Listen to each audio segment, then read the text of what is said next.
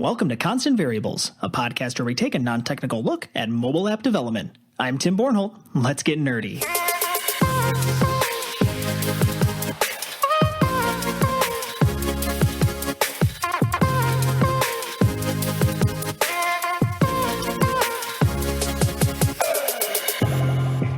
Today we're speaking with Kurt Schmidt. Kurt is the former director of project management for the Nerdery and the current president of Foundry. He, at Foundry, leads product design workshops and drives digital transformation initiatives for all of his clients. He is also the host of the Schmidt List podcast, where he interviews leaders in design and technology. As I mentioned in this episode, I really couldn't just limit myself to discussing either project management or product design with Kurt because he's really an expert in both. So as a bonus, you get to hear us discuss both. In this episode, you will learn the importance of a mission statement in driving all of your product decisions.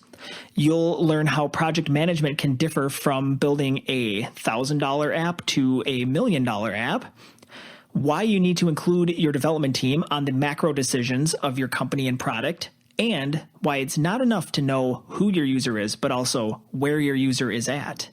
After we stopped recording, Kurt and I talked for another 45 minutes, and I learned a ton from him, and I know that you guys will as well. There's some very, very actionable advice that you can take to apply to your mobile app project.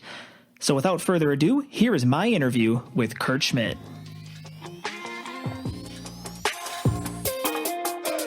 Kurt Schmidt, welcome to the show. Thanks, Tim. I'm glad to be here. I'm excited to have you. I know you're a very prolific individual in the Minnesota tech scene, so I'd love if you could give my listeners just a brief rundown of who you are and how you came to be in your various roles throughout the community here.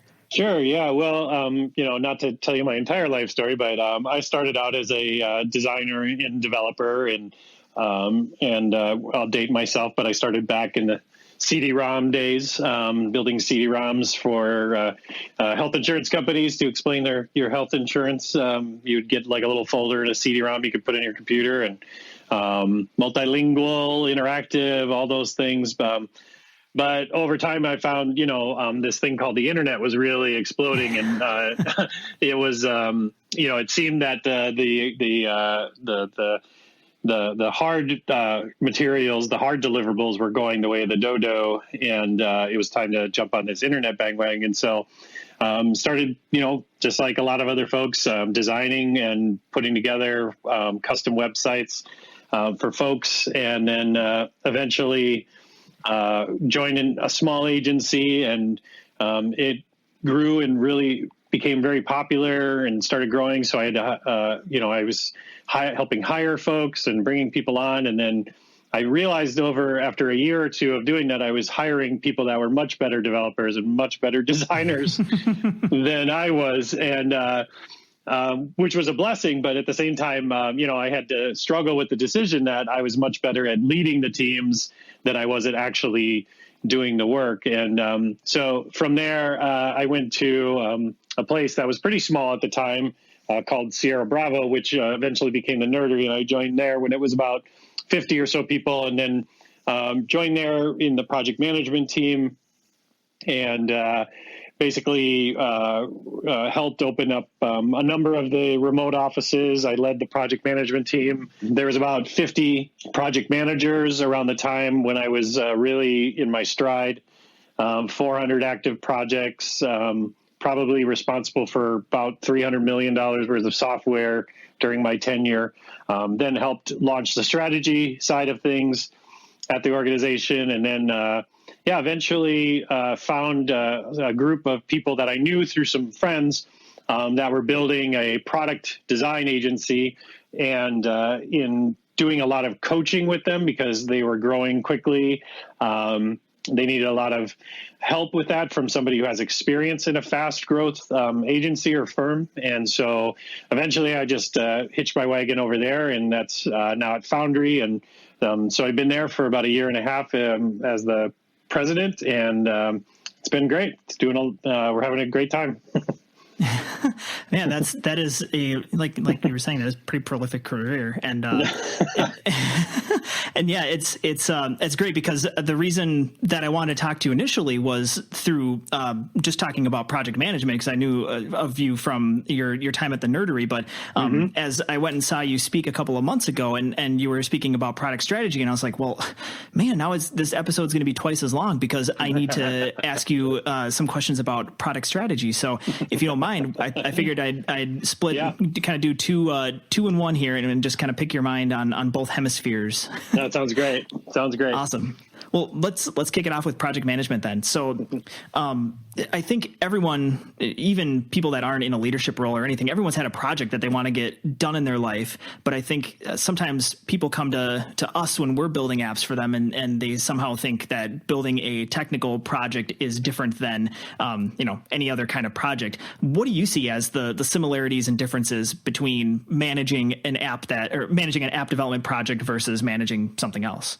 Yeah, well, to that point, I think that's really interesting, Tim, that you put it that way, because, any other project, if I'm building a deck or if I'm doing some other things, there's a sense that when I'm done, I'm done. And even though, as we all know, a deck needs upkeep and maintenance and things, we don't really view it when we build it in terms of a total cost of ownership, right?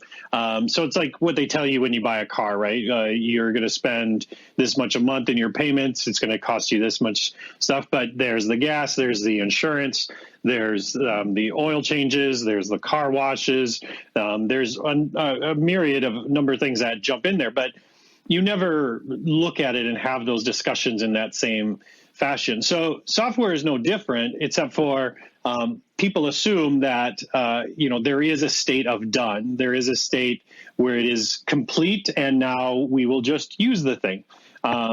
Versus, when you look at companies like Google with Gmail or Amazon and how they're deploying code every few minutes to production to make updates to things. You're not sitting out on your deck constantly repairing holes as they're happening throughout the day. No, I hope not. I mean, you must really love your deck, but that's the difference I find in the conversation with people and how you have to explain it. You have to let them know that this thing has a life cycle, not necessarily a finished state.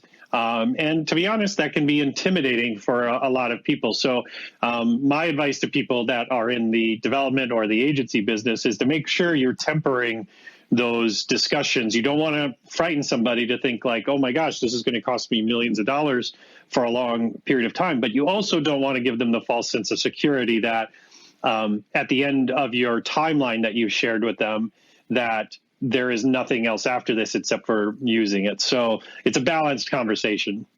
Absolutely. And like you said, I think it's the key to any project is really communication, and that's setting expectations is one part of communication, of making sure that you're aware that technology isn't going to be standing still. I mean, I think there might be innovation in wood, but when you build your deck, it's not like the hot new wood is going to be coming around the corner in a month. No. Where like the hot new version of iOS is definitely coming around the corner in 2 months, and it has all a these new phone features. and all those things.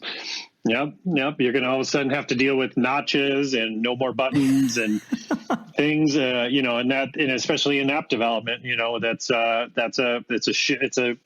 you're developing on shifting sands a lot. And a company has to be ready to make that investment, and not just investment in capital or money, but in their organization and putting their organization and putting product owners and in charge of owning these things and organizing themselves in a way that supports the technology in a much better way than they did years ago when you just had the quote unquote IT team.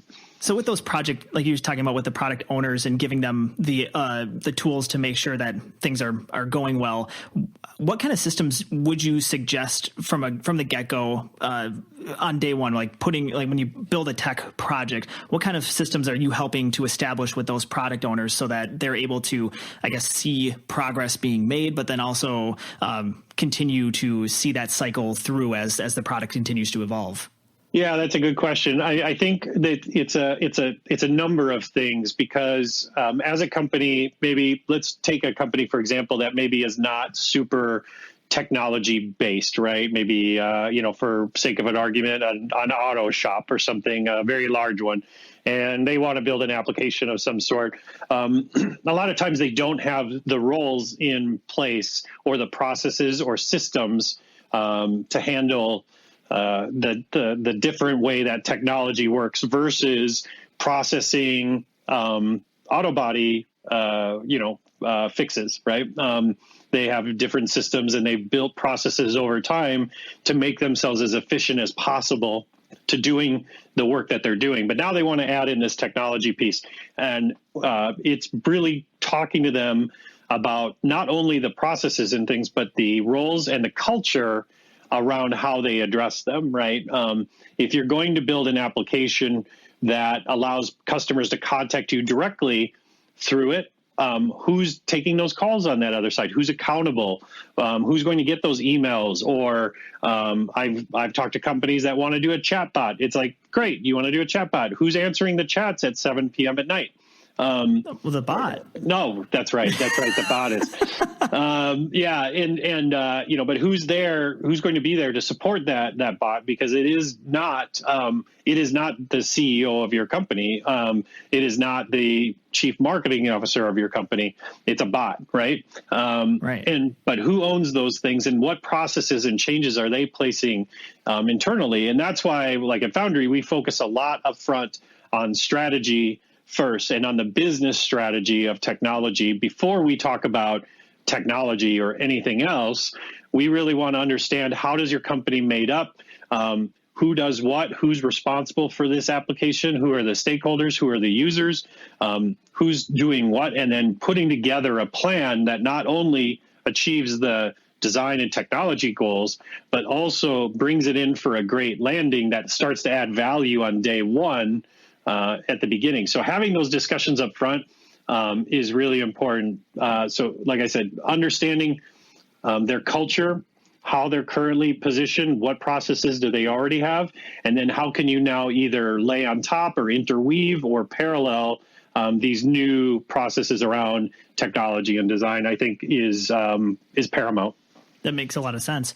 With regards to like project size. So if I'm coming to you, do you see a really big difference in how you manage a small app project versus a huge app project? Or is it pretty much the same thing, but you just have kind of more sub processes you have to deal with and more like that? Yeah, I think it's really both, to be honest. It's there's a lot of similarities between, let's say, a month-long project versus a 2-year project, right? And I've been lucky enough to be a part of both sides of those things and see the differences. Scale obviously is one thing because you've got a lot more resources and bodies and things to manage in a larger project because it's going to take a lot longer, so you need a lot more folks. But the thing is that what I've seen is people throwing bodies at a large project because they think that more bodies gets you more, more output, right? And as you know, Tim, there's diminishing return to having multiple developers working in the same code base. So I think the difference really is how you're splitting up the work and how you're managing those different work streams that all need to merge at the end. I think that's where I've seen on a larger project where people might take that small project mentality and just say, well, I'll just apply these same processes and tools as I would to get something done in a couple of sprints versus over the course of 50 sprints or something like that. And coming into it in a way where you really understand what the output is versus the code, right? One thing that I really coach people on is like, what is the shortest time to value versus what is the shortest time to production? And having an understanding of like people like to use MVP. I'm not sure exactly what that means anymore. People use it in so many different ways. And because of that, it's the same thing I used to deal with back in the day when people would come in and say, I need a prototype. I need a beta version. I need a first release. every single one of those people to a developer, it sounds like the exact same thing, but to each of those customers, they mean very different things. So for me, it is understanding on why we need to wait 2 years to deliver on value versus 1 month, and having those discussions. I think you have to deliver on value differently in those bigger and larger projects. Sometimes they can be more difficult to convince people, no, it's okay, let's release it with just the one feature and then add on later. No, my brand, it's got to have all these different features and all these things on it. And I'm constantly coaching people. I'm like, well, what's the customer going to find the most value in? Let's go and ask them. Let's go and show them the prototype, and they will tell us what the quickest way to add value is. So I guess, long story short, the difference for me between those bigger and larger projects is understanding how we're going to present value to the customer, whether it be a business or an actual consumer, B2C or B2B, and how soon can we get that value to start happening so we can get ROI on the system. That makes sense. And I guess with that, like, when we've had projects that are in that larger range that take, a year or two to build out versus something smaller, it seems like when you're at the starting line compared to when you're at the finish line, the starting line, when you tackle a small project, it's pretty easy because you can really see the finish line in sight. But when you're standing at the start line of a tier project and you look really far into the distance, I mean, you can't see the finish line. Yeah. So do you tend, when you're doing something that's massive like that, do you prefer to do things like set milestones to get to that point? I mean, does it tie in with the value, like your philosophy on value of setting milestones based on, well, let's get to this value marker first and then go to the next one and then go to the next one? Yeah, absolutely. No, that's a great way to put it.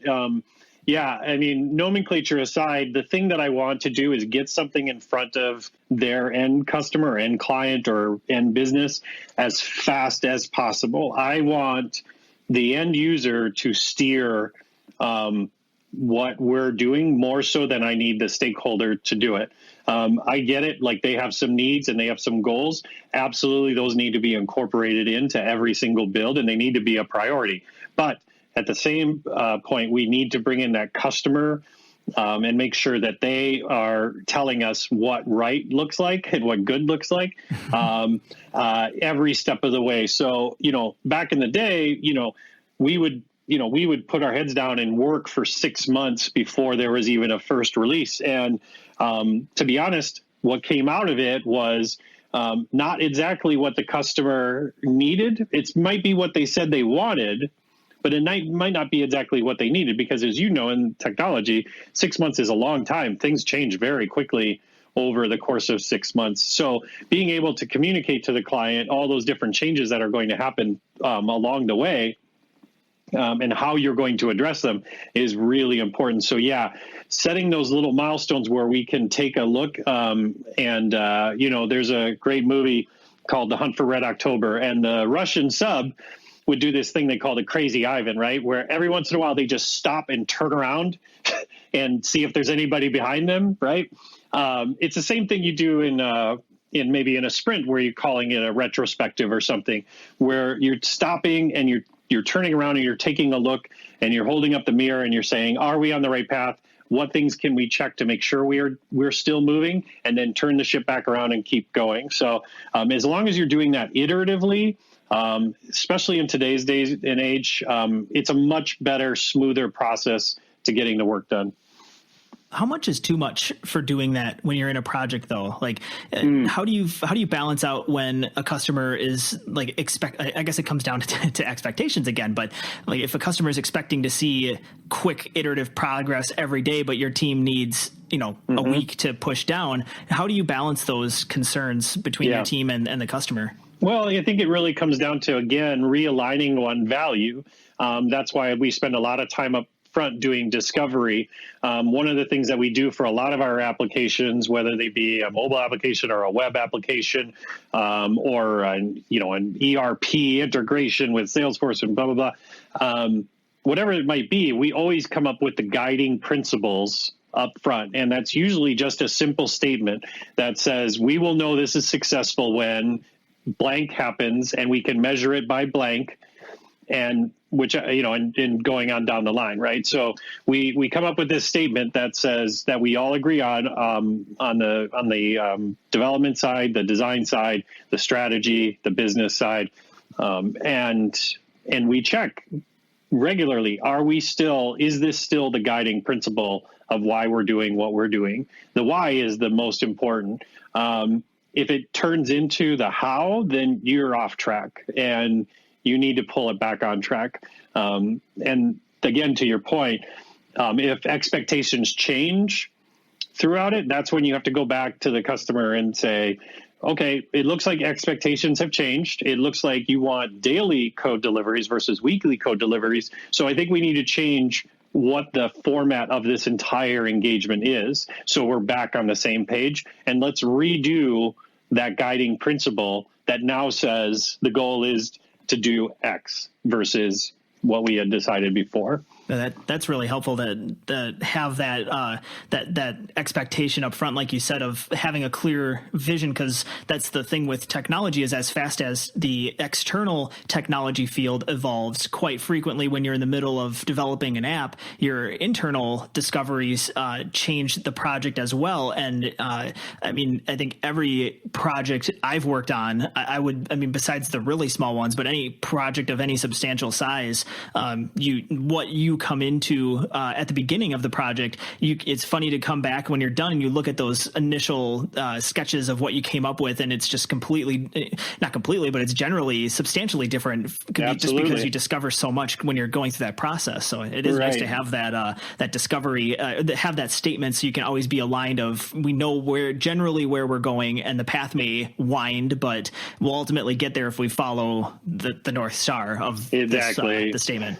Well, yeah. And on top of that, making sure that the development team is part of that discovery and they understand the why, because too many times people just toss things over to developers and say, there's your tech specs, there's your prototype, there's your whatever, go and make that thing. Now, the thing that people have to realize is that developers, as you know, Tim, have to make so many decisions in the micro while they're coding and while they're building, and while they're pushing things and while they're merging branches and they're doing all this. They're making so many decisions in the micro that if they don't understand why they're doing what they're doing, if they don't understand what the value is of this application, what the impact it's going to have on the other side of it, they're going to make some wrong decisions in that micro, which will globally affect the entire project. So that's the other piece of advice I'd say, is that not only that iterative process and that guiding light, but also make sure it's a full team communication, that everybody understands what good looks like, why when this is done, what the impact it's going to have, what are the things it needs to do. And I think you get a better product in the end, not only from a user perspective, but from a performance and build perspective. That makes perfect sense. But I have one more question on the project management side that I love asking people that are technical, who have kind of shifted into more of maybe a sales role or just more interacting with the client directly. I think a lot of people think tech is magic, and I think it is absolutely magic. It absolutely is magic. And don't tell people it's not magic, Tim. They'll stop paying us for it. Exactly, I'd be out of work real quick.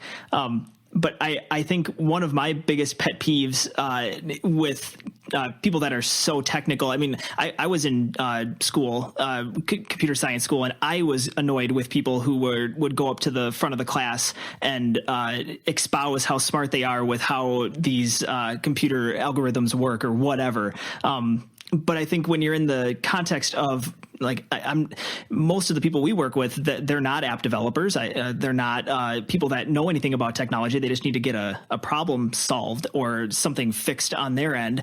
But often we run into technical problems from our side, and they don't understand why there's a problem happening. They just know that a problem is happening. And you could pretty easily look at them and say, well, we're having this issue, and just spout it off at them technically and make them feel dumb. But I don't think that's that's a great way to maintain clients. So I'm wondering, on your end, how do you tend to effectively communicate some technical hurdle to a client who may not have that technical background? Sure. I'm going to give you an answer that might sound a little flippant, but is I start by asking them, how do they want to be communicated to at the beginning of the project if there is and when there is an issue?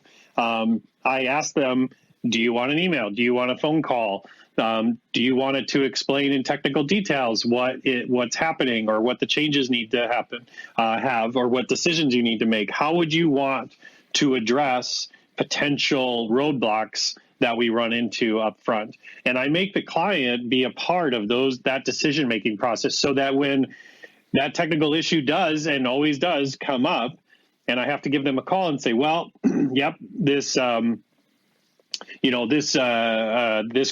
API call is taking over a minute before it loads in the data in this page or something, and that's taking too long.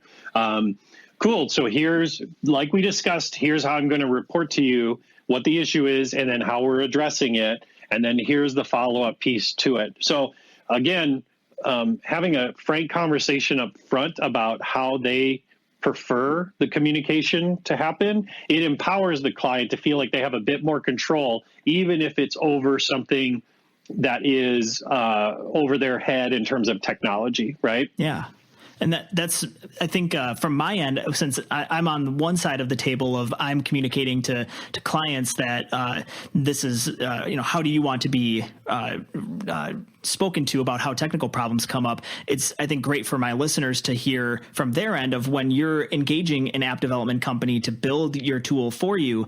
These are the kinds of things that you can turn around and ask them to say, hey, how are you going to tell me that there's a problem happening? And I think I've never been asked by a client. I think everyone's just like, oh, problems aren't ever going to happen with this, so it'll just be fine. But if you can, there's a lot of steps that you can take as the client, because again, people think that tech is magic, and I think a lot of people feel powerless when they're in the client role. They can do so much from their end. They can direct and kind of say what they want, but they don't really often feel like they can be part of the actual development of the product. And I think that this is a key area, like you said, of engaging them at the very beginning of the project and say, how do you want to be part of this process?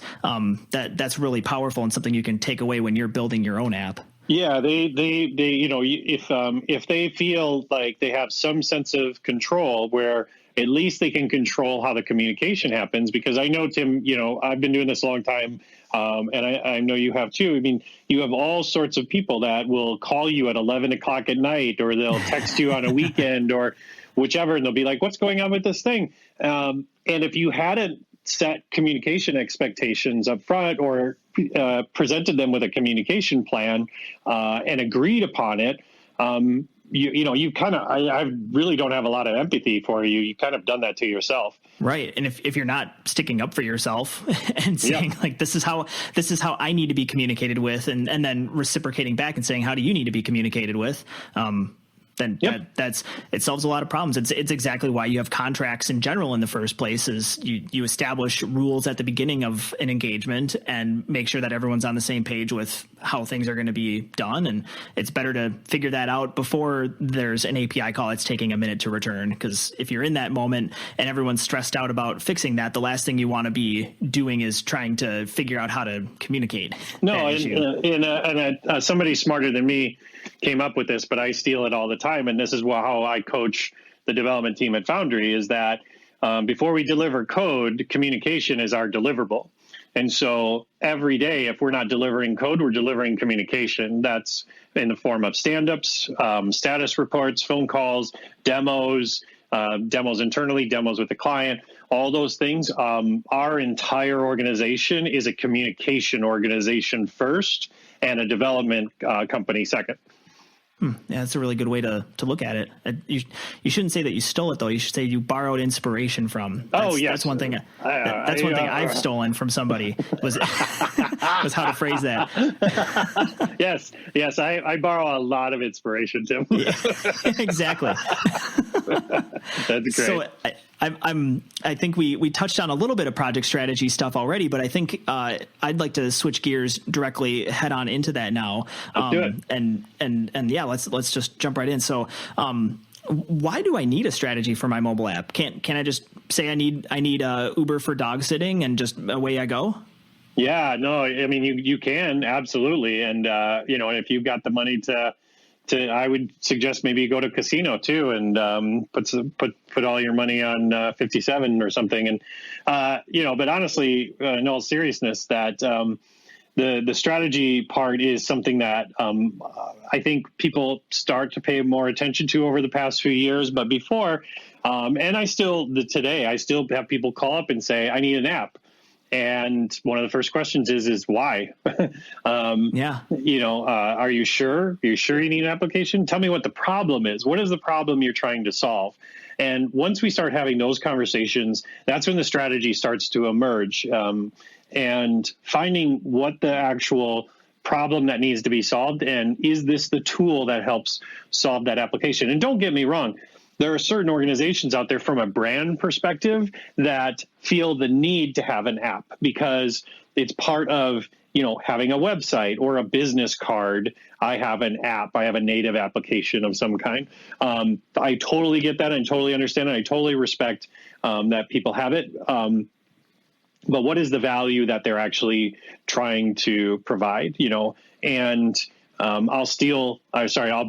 borrowed some inspiration from another colleague of mine that talks about, how wrong are you willing to be, right? Which is, are you willing to go into this without much, knowledge, without weeks and weeks of planning, and just start putting things in front of people and seeing if your ideas are correct?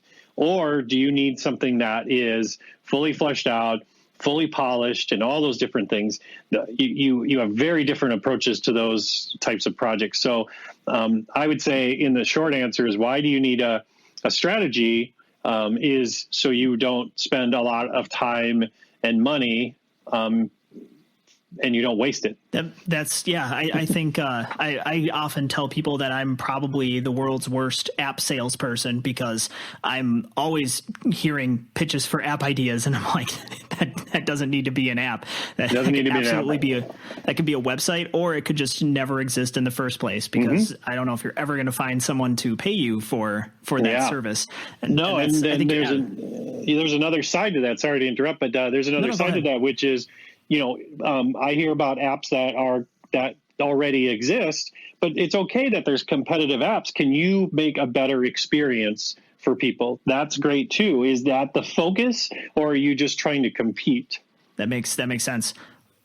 Because there's if there's something already out there, then that can actually show that you've got there's a market for it, and if you can just jump on top of it and make it better, that's how a lot of companies can. That's a great way to actually build a company. Yeah. I mean, a lot of places do, right? Isn't that new internet? Wasn't that Silicon Valley? New internet? Yeah. Why not? Exactly. Well, and everyone needs to know if it's a hot dog or not. That's one of the best app idea ever. Well, people downloaded it. I don't know. I don't think a lot of people kept it on their phone, but why not? Probably not. It gets the message across, right? That's a perfect example of a marketing reason for an app to exist, and maybe not necessarily the utility of an app to exist. No, it's about communication and messaging. Sometimes an app does that, and other times it doesn't need to. So one thing that I was just thinking about when we were talking about why you would need a strategy for an app, and coming at it as the first question being, why do you need an app?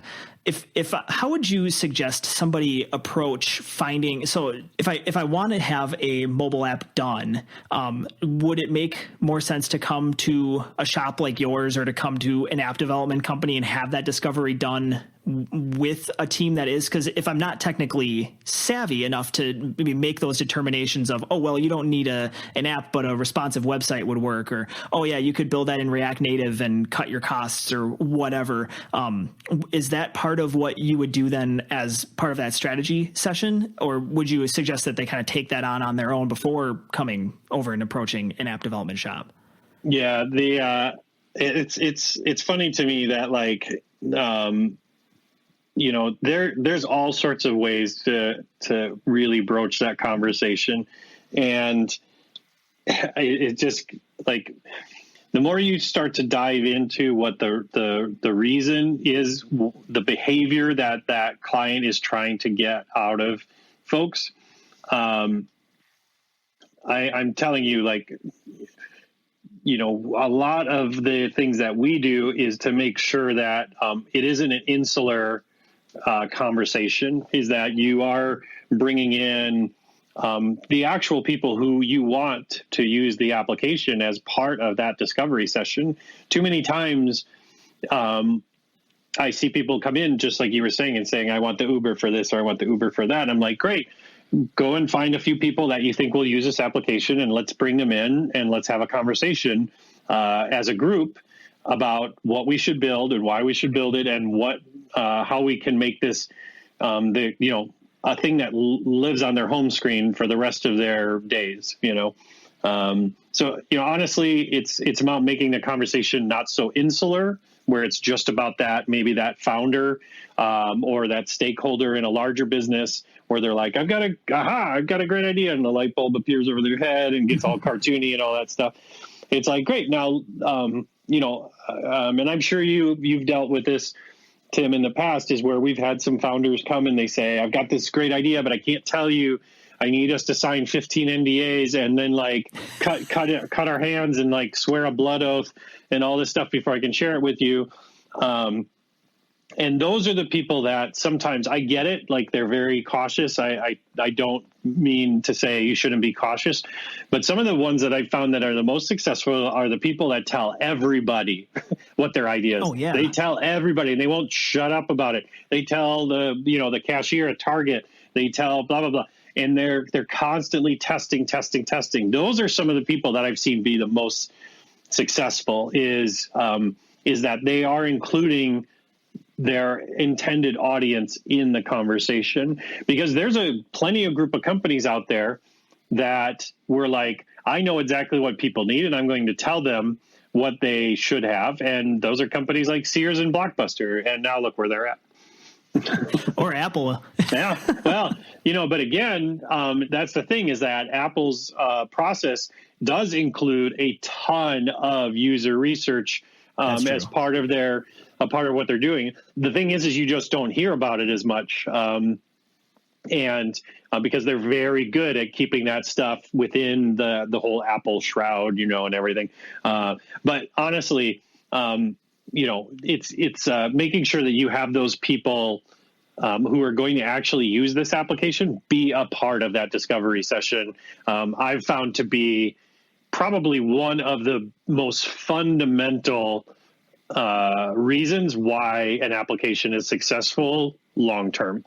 Well, I think to your that makes a lot of sense, because if you have like you were talking about with the NDAs, there's a lot, like you said, it maybe once or twice once or twice like a week we get people that come to us that say like, I'm gonna tell you my idea, but you need to sign the NDA, or you need to review all my patent stuff or whatever it is. And it's like I think a lot of people get the idea in their head of this solves a problem for me, or this would be a great idea that lives in the universe. But then if you keep it in your head, then you bloat it out to be something massive. Yeah. You're skipping the whole getting to value right away, because you're starting to say, oh yeah, if my thing does this and this and this and this, that would be so cool. But maybe nobody would like the other three and this is.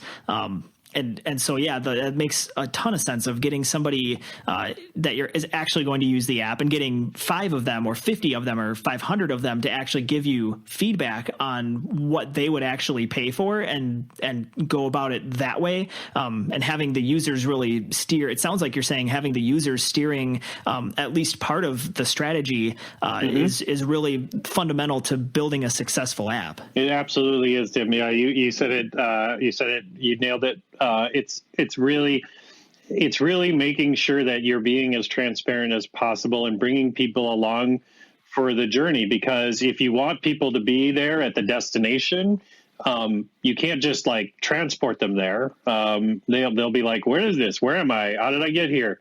That's not how it works. Having people come along on you with the journey is, you're going to get the most value. And honestly, you're going to spend a lot less money and a lot less time, and you're going to have a more successful application.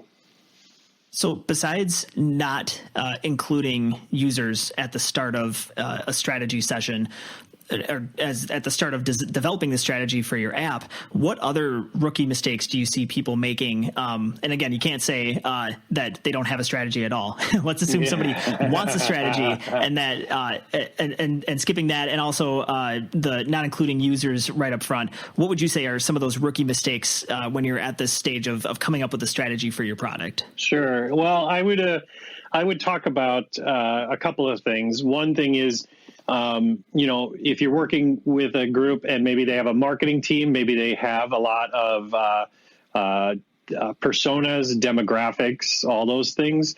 There's a difference about who your user is versus where your user is at. Having a good understanding of where the user is at and what the opportunities are when they're in that space, right? And so a couple examples might be, let's talk about the Target application. There used to be a Cartwheel app, and then for coupons, and then there was the Target app, and then eventually they slammed them all together and made the app just more confusing.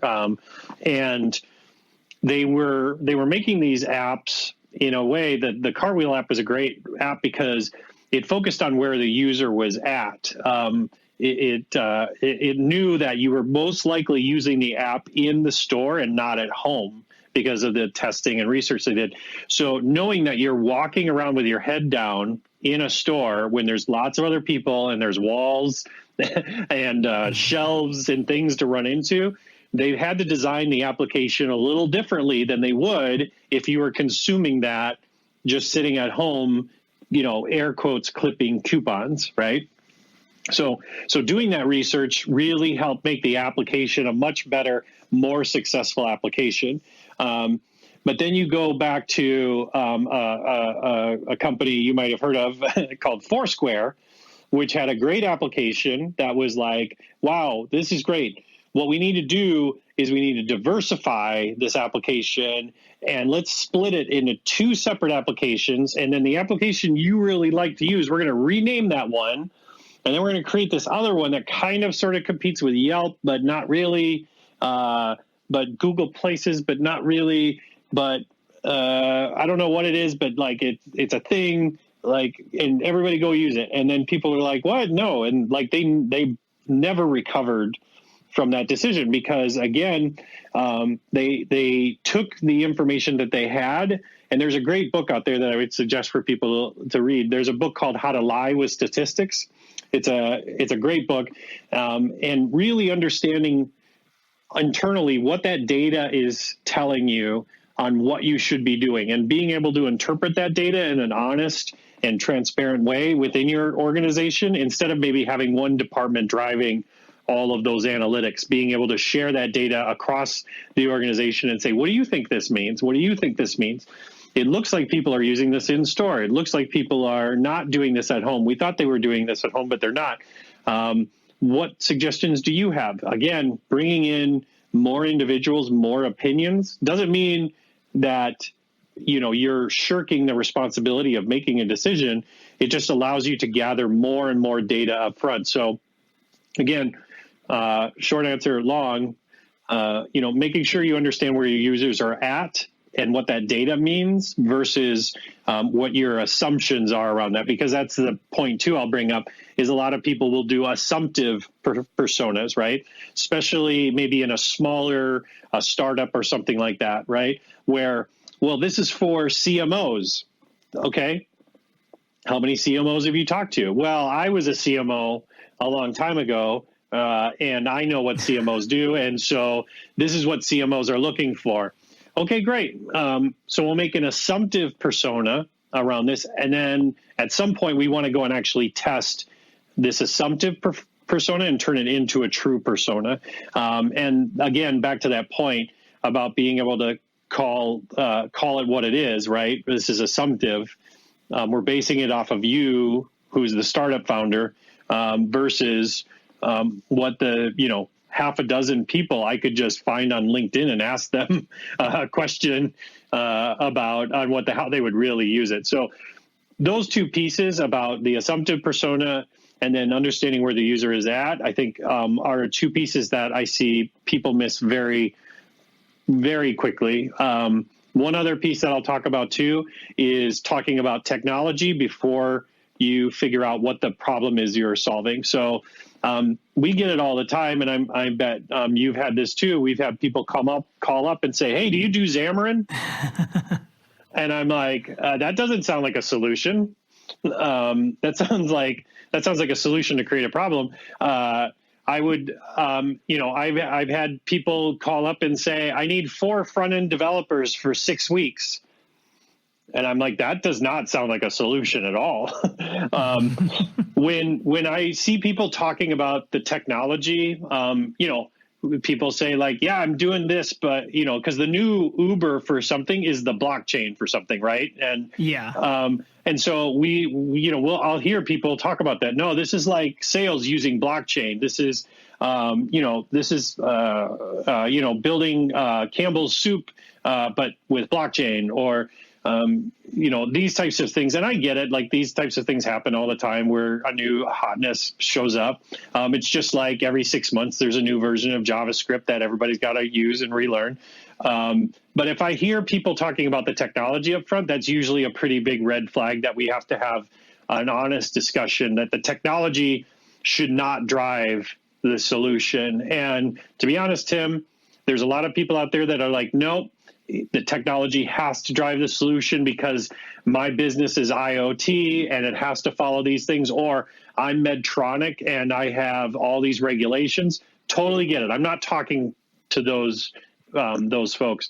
Well, I'm talking to the people that are new to this space and have just enough information to be dangerous.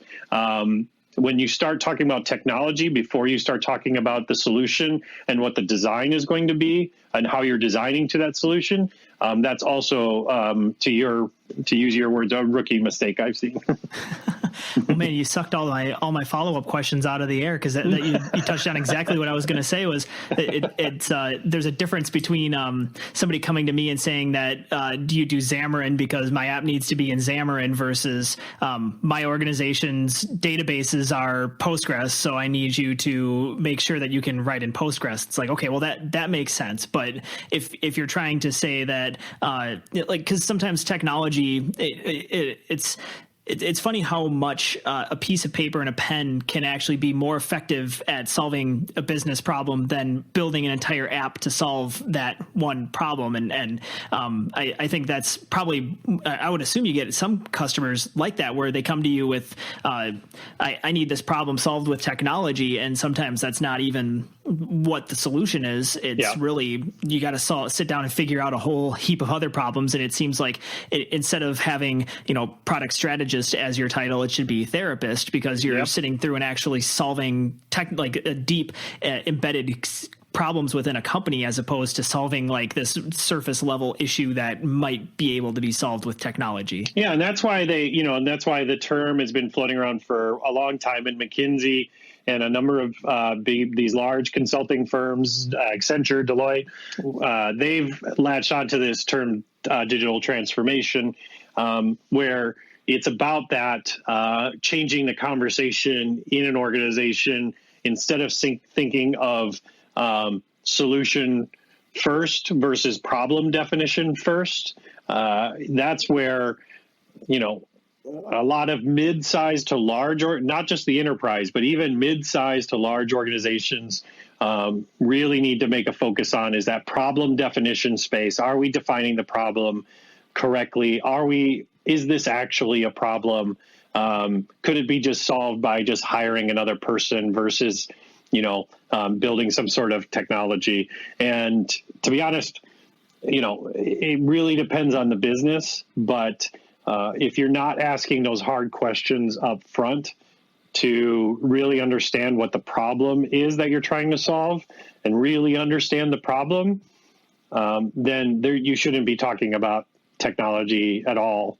But like I said, there's edge cases, there's companies and industries that are very highly regulated that need to follow a certain thing, or I'm an organization that's already invested $1 million a year into Oracle or Salesforce. Totally get it. We need to hook into those things because you've already made that commitment. But let's not let those things become a deterrent. Let's find a way to make them supercharge the next iteration of what your company is going to do. Right on. That makes perfect sense. I've said that 1,000 times in this episode, but it's true. So last question around product strategy. So let's say I go to you at the Foundry and I say, hey, I have this project. I need to sit down and do a strategy workshop with you. What is, I assume you get your team, I get my team, we sit down and probably bring in some users, like you said. But let's say day one, we're sitting down. Walk me through what that would look like and what the ultimate, when I'm done with this workshop, what do I get out of that? So the Foundry product design workshops are basically, they come t-shirt sized. And the reason is on the size of the problem. There's small, medium, and large. A small one might be just some consultation and some sketching and some user definition and some things just to kind of vet out what is the problem? Is it a problem? And then move on from there. The more medium size one is much more involved, where we're spending a few days with, like you said, stakeholders and potential consumers of the application. We're walking through what those guiding principles are. We're also talking through who those users are, where they're at, what their goals are. We're also looking at the competitive landscape, even not even direct competitors, but maybe indirect competitors. That's where we maybe go down a jobs to be done sort of approach, right? What job have I hired to solve this? Who have I hired already to solve this problem for me? I'm going to go after Uber, for example. Okay, let's understand why people have already hired Uber to solve this problem for them. And then if we dissect that, we can understand what their motivations and things are around that. But the thing is that in the end, what you want is basically your pitch deck. You basically want everything that explains what the opportunity is, what it's going to take to do it, who's going to benefit from it, what the value is, what the ROI is, what some of the maybe larger solutions that are, and again, in development talk, features, some of those solutions that come out of it are going to be, and then basically what a roadmap for either the next year or 2 years looks like, because we talk a bit about, and we talked a bit earlier about the total cost of ownership. I look at it as total cost of investment, and that's not just money, that's time, right? Because as you know, Tim, a lot of times the people you're talking with that are bringing in this new thing, they already have full-time jobs. Who's in charge of this thing? Who's going to manage this? Are you taking on a second job? Or are you bringing somebody else in to help, take over this? Is this their new initiative? Oh, we're moving the VP of tech over to be the VP of apps or something. I don't know, whatever. Talking through those things. And we even talk about that organizational support structure that I mentioned before and that strategy around that. So that's more the medium size, and the larger one gets more into service design, right? Where maybe you have all the touch points and the user journeys and the customer journeys, all those things mapped out. But then you start to go deep into how are they delivering on the service in each of those touch points to the consumer. What's happening on the business side that's also addressing and supporting the needs of that customer when they're in that touch point. And it can be everything from, supply chain discussions to how a point of sale system works, and a waiter or waitress needs to, address an issue and how they record it in the system, to an HR person that's dealing with an HR issue. What other things are they doing internally I want to make sure that we're not creating a solution to create more problems. So those are big parts of what comes out of it. It's usually what I look at is it's the proof that we should actually build and design something is what it is. That's what you'll get coming out of those sessions. And, the other thing that's different a bit about Foundry is that we're not a dev shop. We're a product design company, a digital product design company. So we don't have an hourly rate. You get the whole team, so when you're doing those workshops, it's a fixed cost, and you've got a digital product designer in there.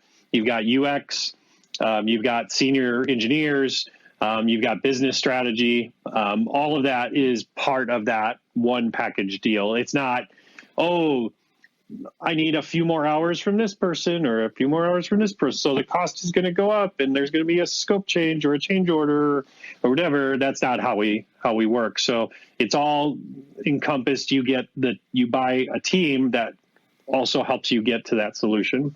That's awesome. And I would imagine for especially people that are listening to this show, I mean, we have people that are in organizations, but also we have a lot of people that are with startups. And I would think even somebody that's in a startup type situation with being cash strapped and everything, I bet it would still be an incredibly good use of money to go through a session like this, so that one, you at least have real professionals validating the idea and making sure that it is something that's viable and can do well for you, but two, it's getting you on that right path, so that when you do decide to pull the trigger and start developing it, and you take this to a dev shop, that you're able to speak a lot of the same languages and get things going quicker than if you just kind of jumped right in with a bunch of developers and you didn't really vet the idea and have a strategy for how you're going to get across the finish line. Right, exactly. And that's why, we make sure we have some of our senior engineers as part of that, because whether or not we end up being the implementers or not, we need to make sure that engineering is representative in those discussions. And so to that point, there is, it's a fixed cost. It has this value. It gets you this ROI on the outside of it.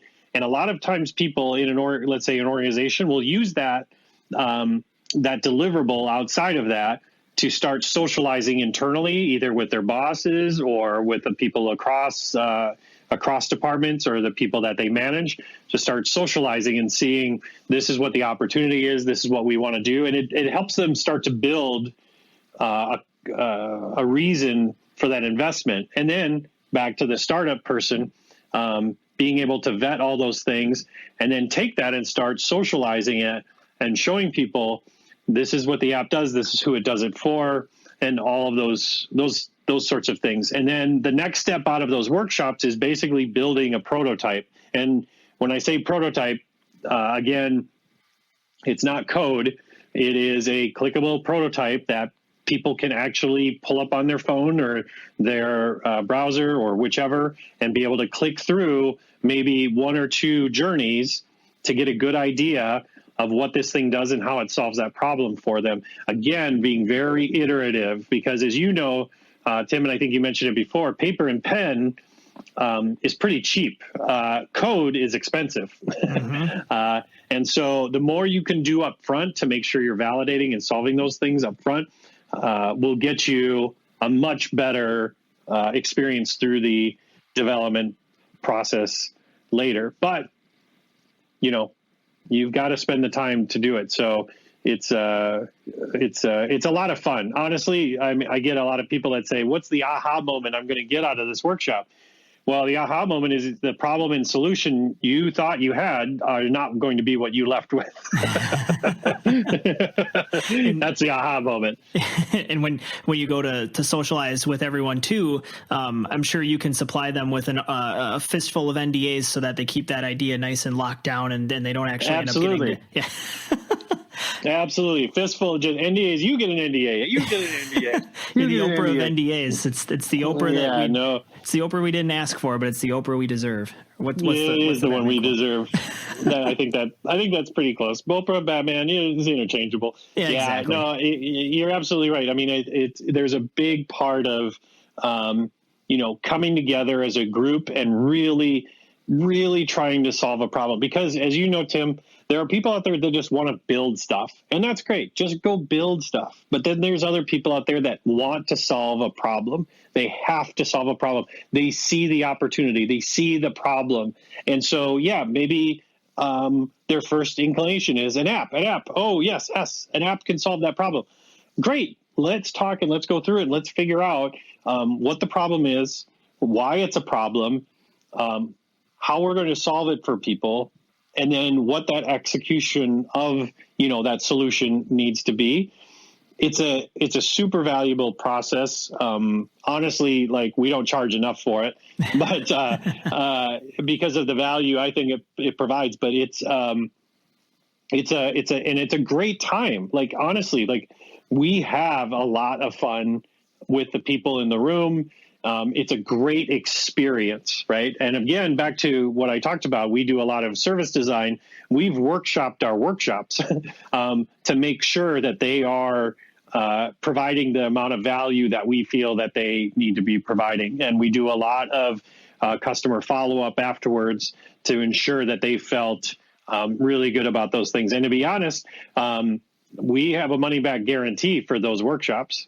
Oh, wow. Really putting your money where your mouth is then with it. Well, again, it's about providing value. And if neither of us get value out of the workshop, what's the point? Right.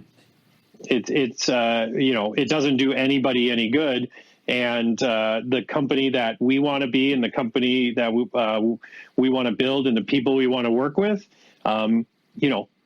we all need to be aligned, and we all need to understand why we're doing what we're doing. That makes a lot of sense. Well, Kurt, this has been, for me, it's been a really great time. I hope you've had fun on this episode as well. Do you have any parting thoughts you'd like to give? Maybe put in a plug for where people can find you at the Foundry, and any last minute tips you might want to throw out for anything with project management or strategy. Sure. Yeah, well, a couple of quick tips is don't waste your time looking for tons of different types of project management tools. Just start with a spreadsheet and then go from there. A lot of people hem and haw over, like, what to-do app should I have, and how should I manage this, and Jira, Trello, Asana.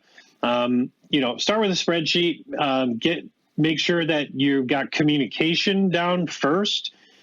Before you start throwing digital tools at things in order to solve a problem.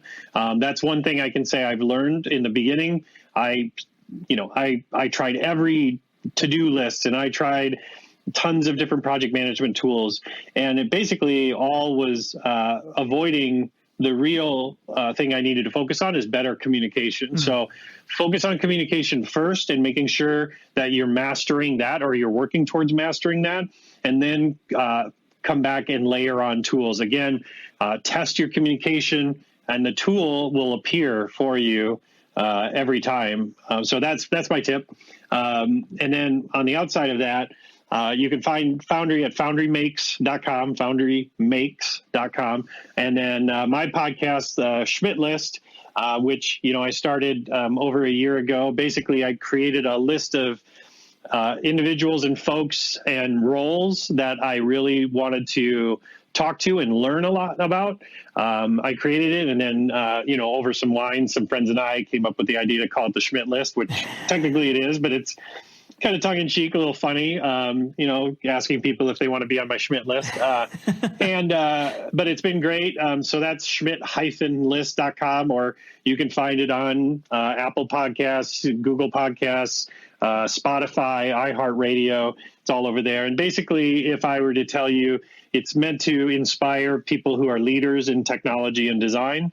And I would say the secret tagline is how to influence without authority, which was kind of one of my original titles, but I thought, it just sounds a little like forced, So Schmidt List is more fun because it is a casual conversation, much like this one.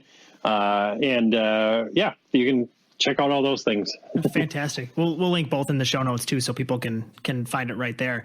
And thank you so much for joining me today, Kurt. It's been a real pleasure. No, Tim, this has been great. Thank you so much for taking the time. I've been enjoying the show, so keep it up the good work. Thanks for the opportunity.